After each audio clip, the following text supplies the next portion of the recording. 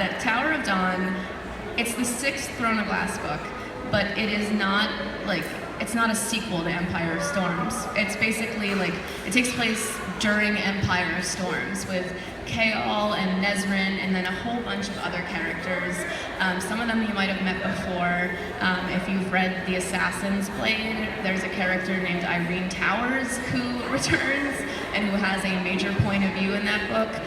But basically, Tower of Dawn, I feel like on the cover it should just say like, meanwhile in the southern continent, because it's a parallel story. It happens like exactly, like the timelines exactly match up to Empire of Storms. So like Aelin and the gang won't be in it.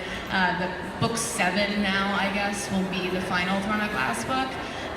But like, so this follows Chaol's journey in the southern continent, and it was supposed to be a novella.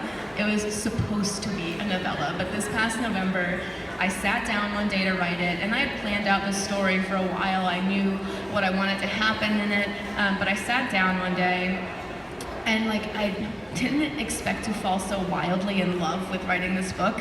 And at the end of that day, I had written 20,000 words, and it was on like chapter 4. And to give you guys an idea of like what an oops that was, the average novella is between 20 and 30,000 words. So I wrote basically my novella in one day, and I was on chapter 4, and I was like, oh God, something's happening. And 5 days later, I had a 100,000 word manuscript, and I had to call my agent and be like, well, you're not getting a novella, and I guess we're gonna have a whole new book in the series. And